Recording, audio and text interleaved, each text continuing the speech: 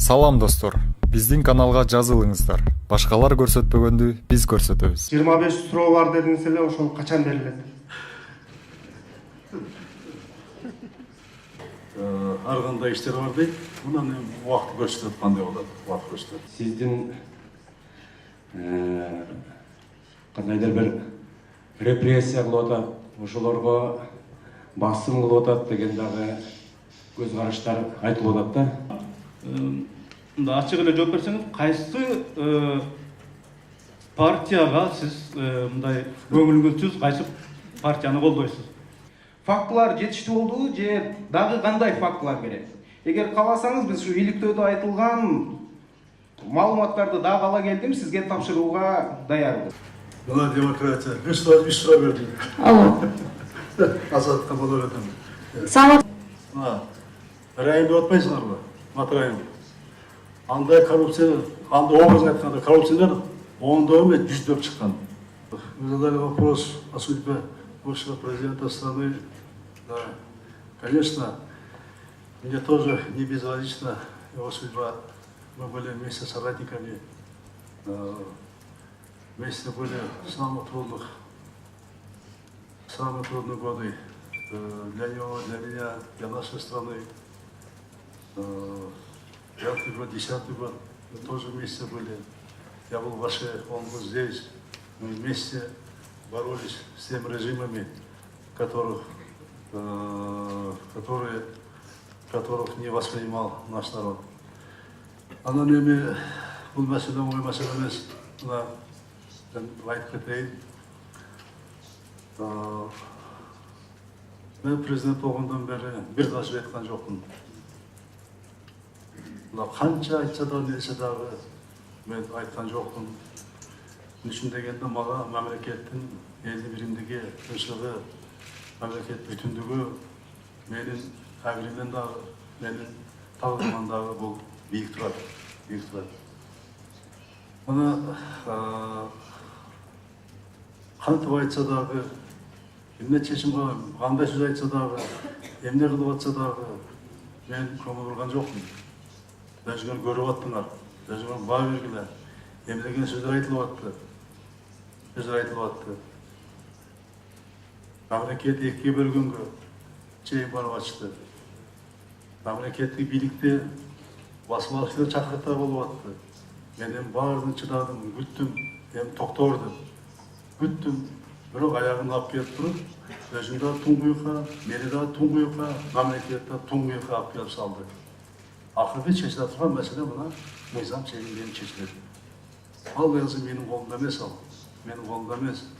Ага чейин өзүнүн колубузда болчу. Алдан өтүп кетти. Азыр эми бул сот бийлигинин, укук органдарынын колунда. Мына кечээ ал боюнча дагы жанагы мына басым берди парламент, саясий баа берди, саясий берип турган парламент. Чечим уктуган, көрдүңөр баардыгын. Мен буга бир нерсе кошуп айта албайм. Бул менин бир жүрөгүм оорутат. Мен ойлонтот. Мага дагы бул маселе оңой эмес. Мен эми ачык айтканда бир топ адамдардын бузушулугун коргобой, мен мамлекеттин, элдин бузушулугун коргоого өттүм. Бул менин тагдырым. Анан келечекте мени эмне күтөт, кандай күтөт? Ал бир Кудайдын колунда. Ал эми эмне күтөт деп ойлонуп отурсам, мына ал көргүлө азыр чыгабыз, эмне болобуз билбейбиз. Эртең кечин жашайбыз, биздин колубузда эмес, ал Кудайдын колунда. Ошон үчүн мен кеңешим баардыгына тең. Күндүк ишти туура кыла. Эртең менен туруп, кечке таза жакшы жүрүп, үйдөн чыкканда Кудай айтып, бир күндүк иш жакшы кылсаң, эртеңки жакшы кылсаң, күндүк иш жакшы кыла берсең, келечек жакшы болот. Анан келечекте жолунда ойлоно берсеңиз, анда бүгүнкү иш болбойт, кийинки иш болот. Ал Кудайым айткан болот. Ошон үчүн баардык келечекте мен мыйзамдын астында, Кудайдын астында жооп берем деп аракет кыла берсек, туура жүрсөк, туура иштесек, таза жүрсөк, таза иштеп, туура жүрүп, берген кодуларга туура болуп иштей берсек эле, иштин баары жакшы болот. Мамлекеттик кызматка мен түшүндүм. бұл сұрауға кешеки дайындары бойынша болуш керек. Бекназаров бойынша айрықша. Мен түсіндім. Бұна мен біздің Қырғызстанның тарихында ушул элдин арасынан суылып шығып, алды ол өзүнүн ойын элге жагабы, жакпайбы, туура айтып жүргөн кишилерди билем да, билем. Бұл мына союз таркайлыкты, биздин эгемен мамилек, эгемендүүлүктү, көз карандыкты, эгемендик алып электе, ал мен кандай чыгыш кыйын болчу. Мына Топчубек Тургуналиев, Турсунбек Акыл, Жапар Жекшеевтер, мына мен эсимде. Биринчи демократияны баштаган кишилер. Оор мезгилде мен ушка чейин буларды сыйлайм.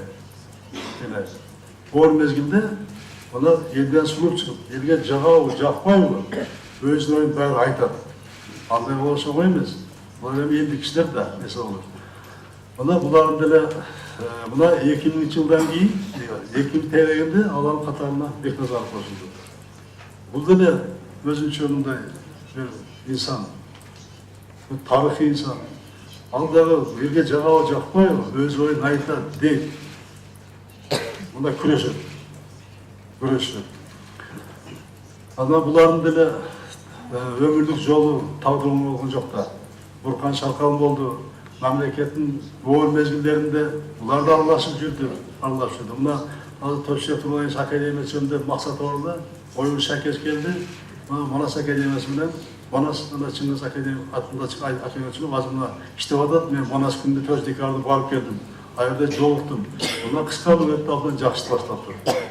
Турсунбек Акыл билесиздер, ал бир рамкага барып кайтылган киши. Ал өз оюн, ал ким болбосун, президент болобу, ким болбосун өзүнүн оюн айтат. Ал дагы омбудсмен иштеп, мына кандай көп адам укугун коргоду, бизде демократия орношто салынып баштады.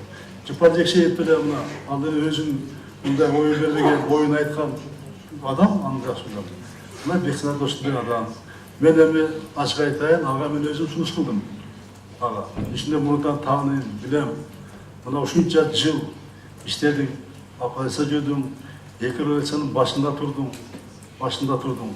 Эми ошо энергияны мен жумшап, элчилик, алда чоң элчилик, ошол жака барып иштеп, мен пайда келтирсе, биринчи эмне айта аласың деген ойлонойм деп, анан кийин көз сүйлөшүп, анан макул болуп, мына алып кетип атат. Жерде баягы миттин күнөөсү жок. Бул жерде менин баягы сунушум болду. Ал кишинин ошол мурунтан бери кылган эмгегин эске алып. Эми буюрса, Кудай кааласа, ал жака барып мен ишенем, абдан жакшы кызмат кылып берет деп. Эми Бекназаров билесиңер да, ал ушундай ал качанбы ташып алып кете берет, бирок ойлойм андай кылбайт деп. Ушунча кеткенден кийин ошол жакшы иштеп берет деп мен ишенем. Анан эми башка мына да түшүндүм да кимдер айтканда. Мына кээ бирлери мына жакшылады. Мен жарандык коом менен жолукканда ошол жерде 2 жакшы сунуш айтылды. Бул патрулдук милиция жана Сайенс институтунун директору Тамерлан Ибраимов патрулдук службаны жасады. Назгүл ким эле? Назгүл Тазабекова? Турдубекова. Мына мен жетим балдар ачылуу боюнча, жетим балдарды кароо боюнча, ошолор үйлөргө бериш боюнча маселени көрүп жүрүп, өзүм оюм бар эле иштеп аттым мына. Ошондой маселе койду, мына иштеди, оппозиция менен чогуу. Мына азыр жыйынтык бере баштады. Жеңилдик менен айтып кеттим, жеңилдик келе баштады. Биз жарандык коом болобу, оппозиция болобу, же биздин позицияны колдойбу, баардын жакшы ойлор болсо, иштей турган адамдар болсо, баарын тең жумушка тартабыз. Биз бөлбөйбүз. Андай бул биздики мындай деп. Биз баарын иштей турган жумушка тартабыз. Бизде андай, менде мисалы, андай бөлүп, ана бул ушинтип бойда бек сакта деген менде жок. Мамлекеттин элдин кызыксыгын гана ошодон гана неме кылам, мындай кантип айтсам, ошондон гана мындай орусча талкалап иштейт. Мен ошондон гана мамлекеттин элдин кызыксыгынан гана эске алып гана мен маселе чечем. Мен да ушул саясий негизде суроо берген турам. Жакында эле мына Өмүрбек Бабанов саясаттан кеттим деди. Буга кандай көз караштасыз? Анан сиз айттыңыз эле ушул коррупция менен күрөштү сизден баштайм, сенден баштайм 25 суроо бар дедиңиз эле, ошол качан берилет? Өмүрбек Токтогуш Бабанов боюнча эми Өмүрбек Бабанович Токтогулов бул эми чоң саясатта, мына чоң бизнесте мына жүрдү, билесиңер.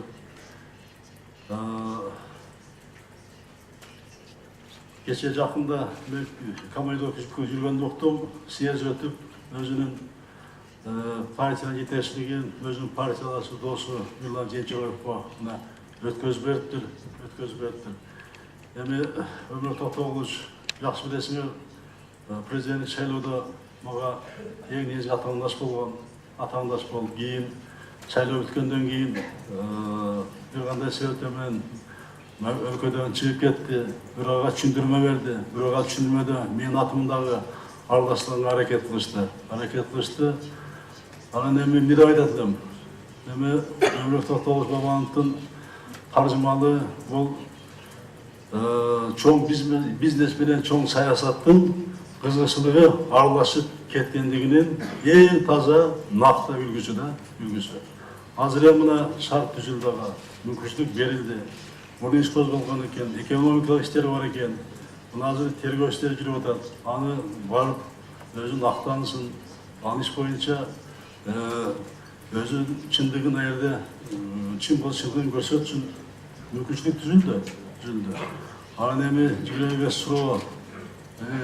суроо боюнча азыр эми мен бергеним туура эмес экен, муну тергөө берет да, аяктан тергөө берет, анан ошол жерде жооп берет.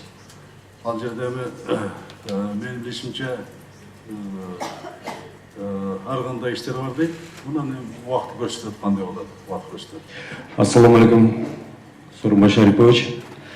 Мына эми азыркы эң эле актуалдуу бул суроолордун бири бул сиздин ушул коррупция менен күрөшүп аткан учурда коомчулукта, анын ичинде ошо сизге оппоненттерден айтылып аткан пикирлер бар. Бул ошол сиздин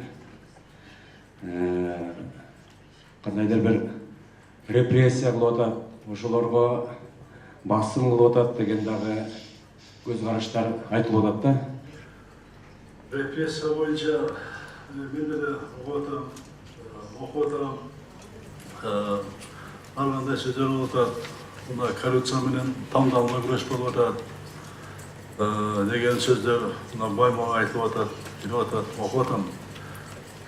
Эми мен буга эмне жооп берет элем? Эми коррупция менен иш тандалма жүргөн жок. Коррупция менен иш билесиңер, мен биринчи президент болгондон баштаганда эле биринчи эң чоң маселем Коопсуздук кеңешинде коррупция боюнча маселе каралып, ошол жерде айрыкча мен өзүм региондо да иштеп жүрүп, областта жүрүп, айрда болуп аткан иштерди жакшы көрүп билип калгам. Ошол кеңеште ушу коррупция менен күрөшүп жаткан укук коргоо органдарына, сот бийлигине абдан чоң домлатар айтылып, ошонун чечими менен ошол коррупция менен күрөшүп турган мамлекет органдарга бир топ тапшырмалар берилген. Мына ошонун үстүндө мына иштеп атышат. Буюрса жакында, мына быйыл үлгүрбөй калдым. Ошол 3 коопсуздук кеңешинин жыйынтыгын кайра коопсуздук кеңеш жыйынында карайлы. Ошол боюнча эмне болду, токен боюнча, ошо биринчи коопсуздук кеңеш боюнча, фискалдаштыруу боюнча буюрса январь айында ал даярдаттым. Январда карайбыз бул маселе боюнча. Булардын баарынан тең сурайбыз. Урматтуу президент, мынадыр күчтүү парламент деп калдыңыз. Биз коомчулук жакшы билебиз, Кыргызстандын калкы жакшы билет. Ушул ар бир президент келгенде, ар бир президенттин тушунда парламенттик шайлоолор өтөт. Ар бир президент шайлоо жакшы өттү, калыс өттү, демократиялуу өттү деп өзүнүн пикирин билдирет. Бирок натыйжада Алга Кыргызстан, Ак Жол, ошол эле КСДП, СДПК партиясы мындай кандай парламент болгонун, кандай кол бала парламент болгонун, кандай курчак парламент болгонун коомчулук жакшы билет. суроо. Президент Сооронбай Жээнбековдун тұшында да мына алдыда парламенттик шайлоолор өткөн атат. Ошол шайлоолор канчалык деңгээлде калыс өтөт деп ойлойсуз? Канчалык деңгээлде президенттин тымызын батасын алган, президенттин тымызын көз кысуусун алган партиялар келип алып туруп, кайрадан эле баягы президенттин көзүн караган эркин эмес парламент болбойт деп ушундай кепилдик бере аласыз, жана ушуга кандай өзүңүз президент катары чара көрөсүз? Ошол эле учурда ушуга үндөштүрүү жанагы буга чейинки коомдук талкууларда шайлоодогу жана чек 3% болуш керек, 5% болуш керек, 7% болуш керек деп аябай катуу талкуулар болуп атат. Ушуга сиздин көз карашыңыз. Анан мында ачык эле жооп берсеңиз, кайсы партияга сиз мындай көңүлүңүз, кайсы партияны колдойсуз? Шайлоо боюнча 5-чи канал мына азыр берди. Азыр бардыгы эле ошондой көз карашта болуп атышат. Эми баягы бир партия чыгат, 2 партия чыгат, айткандай бул жазылып атат. Мен окуп атам. Мага деле көп кирип атат бул боюнча шайлоо кандай болот деп. Мен айтып атам, шайлоо калыс болот. Баардыгы бирдей болот. Бул шайлоону Кыргызстандын эли Кыргыз эли чечет. Бул шайлоону ким добуш берсе, ошол партия парламентке келет. Эми биз парламенттик мамлекет болгондон кийин, парламент өкмөт кургандан кийин, азыр мына кийинки жыл абдан саясатташкан жыл болот. Баардык саясий күчтөр, баардык саясатчылар, депутат болгон адамдардын баардыгы тең аракет кыла баштайт. Ар кандай ойлор айтылат, элдин добушун алганга бүт аракеттер болот. Ал үчүн баардык күчтөрү бар тең жумшап. Азыр эле ошондой кыймылдарды мен байкап турам. Бирок шайлоо мыйзамдын чегинде калыс өткөзгөнгө мен толук аракетимди жумшайм. Мурункундайындай болбойт, ага жол да бербейм. Мына бир мисал айтып кетейин. Мына мурунку кездеги партия, мен ошол партиядан чыктым. Бул партия өзүнүн көп жыл тарыхында мамлекет элде күрөшүп, мамлекетке оор мезгилде да тарыхый мезгилде эң алды катарда мына болуп келген партия. Ошонун башында мына мен дагы турган. Азыр эле мына ушу партиянын акыбалын көрүп, парламенттеги өзүмүн партиядаштарын көрүп, мен эми азыр партияда эмесмин. Президент катары мен баарына бирдеймин. Бирок мурунку партиядаштарын көрүп, мен деле жүрөгүм ооруйт, ичим сыздайт. Мына алар да келип атышат мага, жашыргандам да. Биз эмне кылабыз, кандай кылабыз деп. Мен аларга айтып атам, өзүңөр чечкиле. Биз коштосуңарбы, же партия түзөсүңөрбү, өзүңөр кыймылдагыла. Айтып атам бир жылдан бери. Мага ишенбегиле, мен мурункудай сизге каражат берип, же акимди айтып, аны айтып, буну айтып, сен буга иште деп айта албайм андагы. Деп мына азыркы аларга айтып атам. Буюрса калыс өткөзгөнгө мен мына гарантия берем, буюрса анан кийин шайлоодагы көрсөтөт. Бакыт Асанов, Азаттык радиосу. Президент мырза, мына буга чейин коррупция менен күрөштө Азаттык радиосу, Клоп порталы, уюшкан кылмыштуулук жана коррупцияга иликтөө боюнча борбор бир нече биргелешкен иликтөө жарыядады. Анда Кыргызстандагы бажы системасындагы башка системалардагы коррупциялык көрүнүш деп шектелген көрүнүштөр боюнча бир топ маалыматтар, фактылар берилди. Мына ушул иликтөөнүн алкагында Азаттык радиосу бардык документтерди Улуттук коопсуздук мамлекеттик комитетине берилди. Сиз ушул маселе боюнча мага факты бериңиз деп келесиз. Фактылар жетиштүү болдубу же дагы кандай фактылар керек? Эгер кааласаңыз, биз ушу иликтөөдө айтылган маалыматтарды дагы ала келдим, сизге тапшырууга даярбыз. Экинчиден, сиз сот укуктук реформасы жүрүп жаткандыгын белгилеп жатасыз. Буга чейинки билдирүүлөрүңүздө ушул реформа ишке ашыш үчүн саясий эрк керек, анан финансылык каражат керек дегенсиз. өзүңүз саясий эрк бар экендигин бир нече жолу жарыяладыңыз, финансы да көбүрөөк бөлүнүп жатат деп отчеттордо айтып жатасыз. Бирок коомчулукта соттук укуктук реформанын жыйынтыгы дале болсо сезилбей бир топ фактылар айтылып жатат. Маселен, жакында эле ушул массалык маалымат каражаттарына Матраимовдордун берген арызы бир күндүн ичинде каралып, банктык эсептери камакка алынгандыгын сиз кандай баалайсыз? Же болбосо дагы бир факт. Коррупциялык схеманы түздү деп 12,5 жылга соттолгон мамлекеттик каттоо кызматынын мурдагы бөлүм башчысы Алмаматовдун абактан чыгып 3 айдан кийин журналисттер көтөргөндөн кийин гана жогорку сот карап, бирок сыртка качып кеткендигин кантип бааласак болот? Буга чейинки бийлик ошо соттук системада куратор болгон адамдарды четке кагып келген эле, бирок азыр ачыкка чыгып атат. Ошол сыяктуу сиздин айланаңызда дагы жаңы кураторлор пайда болгон жокпу? Рахмат. Мына демократия. Үч суроо бердим. Алло. Азаттыкка боло берем. Саламатсыз. Райым деп атпайсыңарбы? Матраим. Андай коррупция, андай образын айтканда коррупциялар ондоо эмес, жүздөп чыккан. Мына азыр ошо бажыда иштеген жөнөкөй карапайым бирөөнү көрдүңөрбү? Анын мүлкүн, байлыгын көрсөң, биринен бир ашат. Илгертен бери таушончулар берип аткан. Мен айтып атам дагы башында.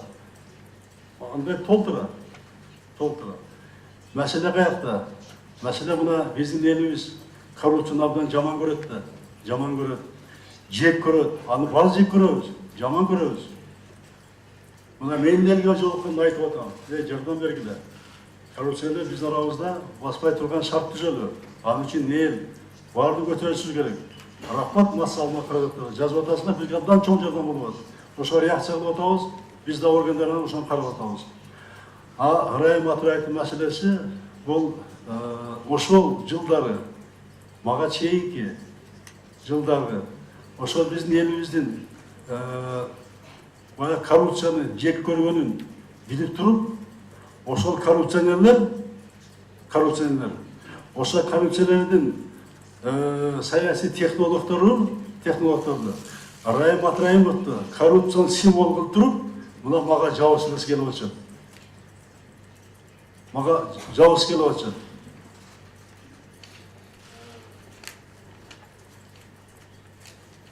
Бул эми кантип айтсам,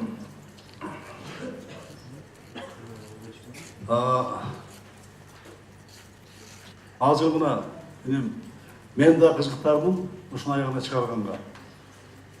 Азыр мына митинг да болду, силер да бердиңер. Азыр улуттук коопсуздук комитетинин алдында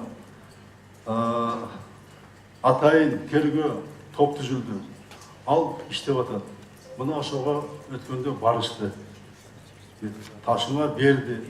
Мен дагы карап туруп атам. Буга убакыт керек. Бул ачык айкын болот. Мына сотко беришти.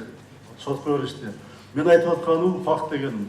Ошону берген жүйөлүү жанакы факттар боюнча укук органдар иштей баштады, чыга баштады.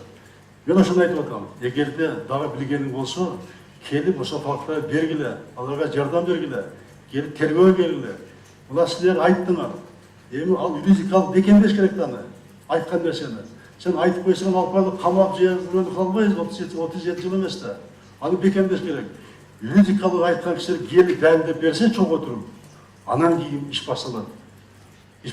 Мына ошол процесс азыр жүрүп атат, и ошонун үстүндө иштеп атышат. Азыр менин мына маалыматым боюнча азыр мына эки депутат келип кетти. Матраим келип кетти, телевизордон көрдүм мен. Ширин Айтматов келип кетти, сурак берди. Ошо айткандар баарды келсин, сурак берип, бекемдеп берсин да. Ал күнөө боюнча алар издеп атат. Мына мамлекеттерге жөнөттү, анын мүлкү боюнча. Менин маалыматым 13 мамлекетке кетти. Мына ал боюнча иш жүрүп атат. Анан эми мына мен бажыда коррупция боюнча мына көрүп атасыңар да, көрүп жүрүп атам да. Мына Райым Матвеев деле 23 ноябрда кетти, 24-те мен кызматка келдим.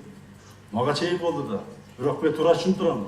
Азыр мамлекеттин президенти Сооронбай Жээнбеков кандай саясий окуя болбосун, кандай иш болбосун, баардыгы тең менен чечиш керек. Азыр эл карабайт, ал мурун болгонбу, кийин болдубу. Бирок мен президентмин, мен жооп беришим керек. Бул мыйзам ченемдүү көрүнүш. Мен ошону эске алып туруп, азыр базы кызматын толук фискалдаштыруу, санариптештирүү өткөзүп атам. 2 жылда мен кубалап жүрүп, баардыгын тең. Мына Россия Федерациясынын президенти жардам менен, муну согундатып, атайлап буну киргизген эмес. Болбосо кылбай эле санариптештирүү мага чейин. Жасабайбы, 28 жыл жасабайбы, 27 жылда. Баардыгы тең, мурун кандай болсо, баардык бизде ошондой болуп келген. Үчүн дегенде, ошол базыны көзөмөлдөй турган органдар, ошол жетекчилер, президенттер өздөрү чогуу болгон схеманын үстүндө турган, ошол киришкен эмес. Азыр менде бажыдабы, башка тармактабы, кашелеп капчы деген жок менде. Мен жокуна кызыктармын. Ошол үчүн санариптештирүү жатабыз. Мына азыр Эркестан Кытайдан келген. Эркестан Торгат. Андан башка 4-6 жерге сканер коюлду. Көрүп атасың да. Буну да оңой киргизген жокпуз, күч менен киргиздик. Премьер аттан чүркап жүрүп, кубалап жүрүп, мына 3 жолу барып келди. Торгатка, Эркестанга барды. Мурун мен баргам мына акыбалы менен премьер болуп жүргөндө 2 жолу барып келгем. Мына биздин максат ушу токтош. Азыр мына 2 күндө, 2 саатта 2 күндө өткөн жүк атай коюп, акча салып өткөзбөй жүр. Азыр сканер бар, кирет 5-10 мүнөттө. Жакшы десе, ичиндеги жүктүн бардыгы көрүнөт, ошо менен чыгат. 5-6 камера коюлду. Камерага Эркестанды да, Торгатты дагы. Мурун эч ким билчү эмес, көрчү эмес.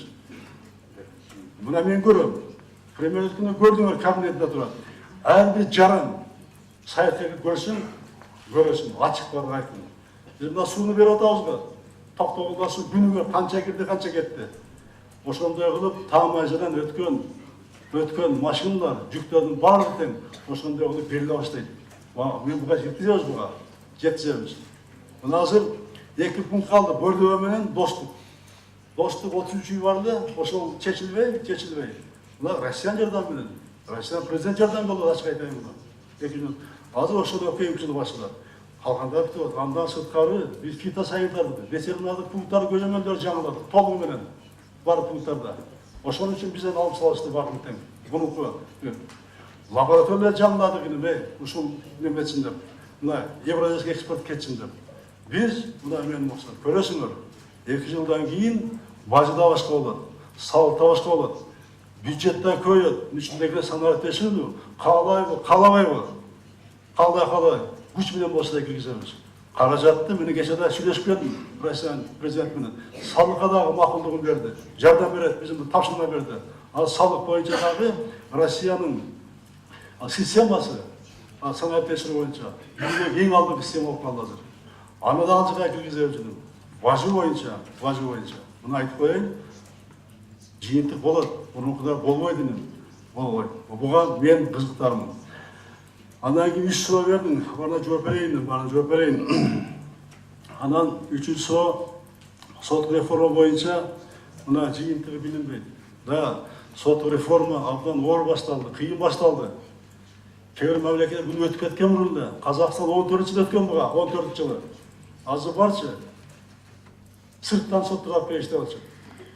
Экономикалык талаш тартышты, аны менен алып келип сотто отурушту.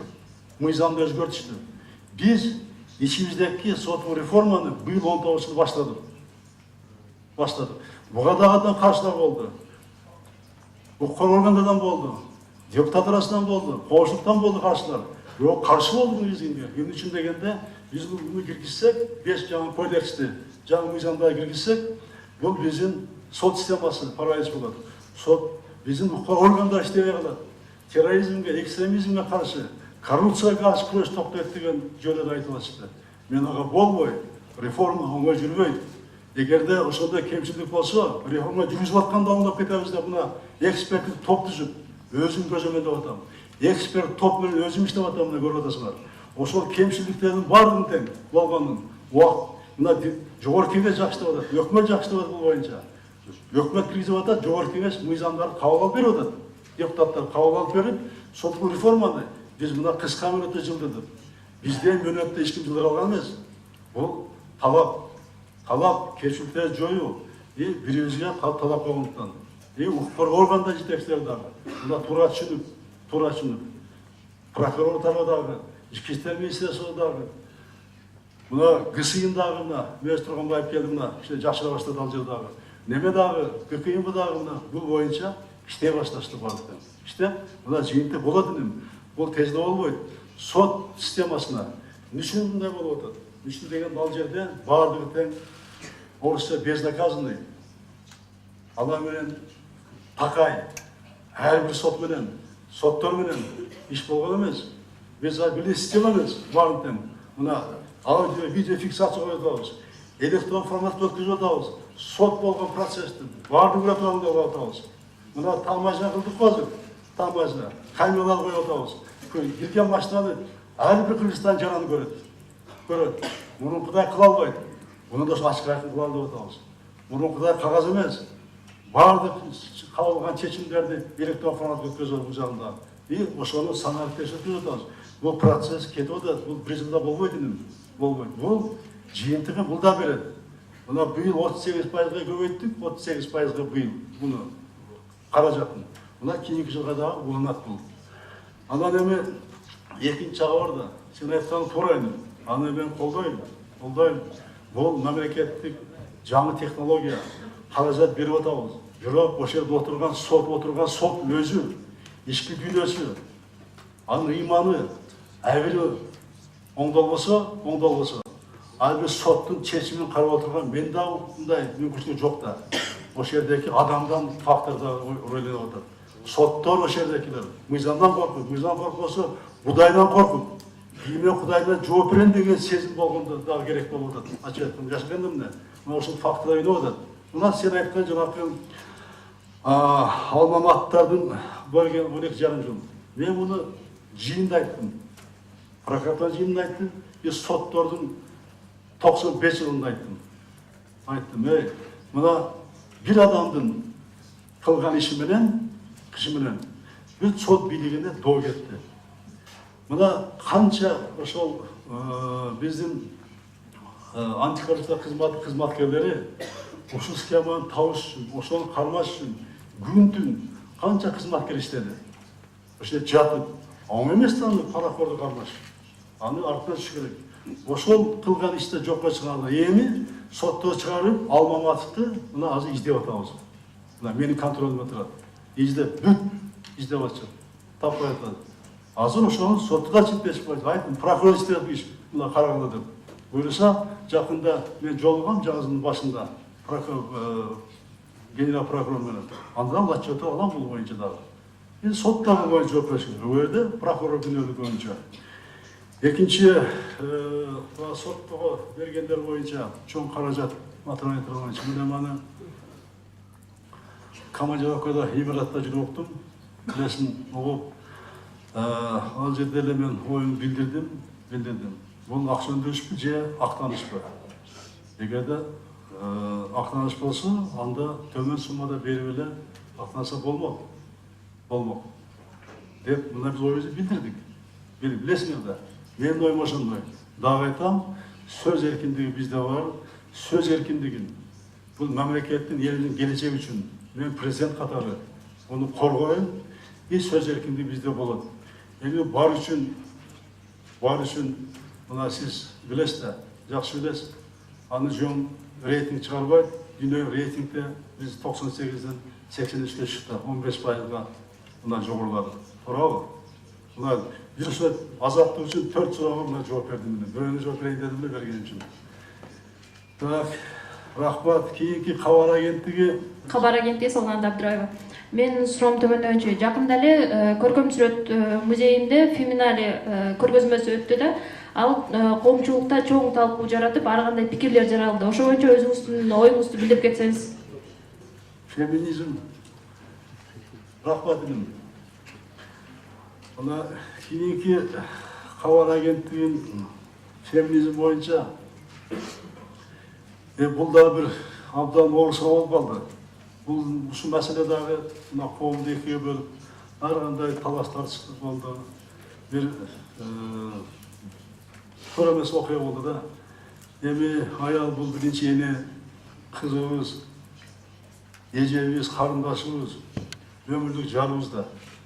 Жарыбыз. Мына бизде ата-бабаларыбыз аял затына абдан аял мамиле кылып берген ийгертен эле. Мына билесиңер да, биздин тарыхтагы сүрөттөрдүн баардыгын карасаңар, биздин эне апалар, энелерибиз ак элечек менен өзүбүздүн каада салттын негизинде мына ислам дини шариатты туура келген мындай ыйман менен мына жүрүшкөн да.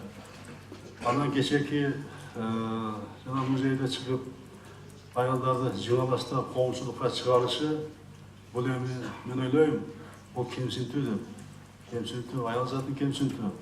Аны көрүш үчүн, биринчи караш үчүн, биринчи өзүң ойло, өзүңүн апаңы, энең ойло, кызың ойло, эже карындашың ойло, жубайың ойло да. Анан мен дагы ошондо окудум, уктум, кээ бир саясатчылар, кээ бир эксперттер чыгып алып, бул Кыргыздын илгери салтында болгон. Төө чечме деген болгон.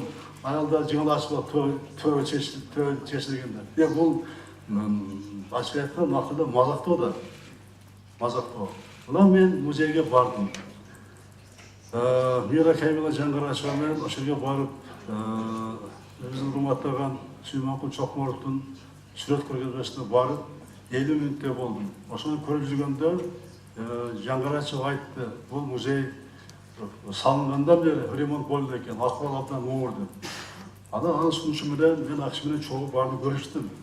Бул бир подвалга чыктык, баарын көрдүк. Чынында ремонт болот экен, акыбалы абдан оор экен. Анан мен Мира Камиланы колдодум. Сизге туура экен. Кийинки жылы ошо сиз даярданыңыз.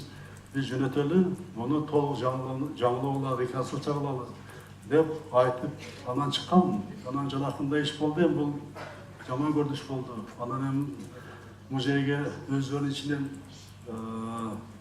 жакшы казды койдук дейт, өздөрүнөн чыккан, сырттан эмес. Эми ал жерде да иштер оңолсо керек. Мен ушундай жооп бердим.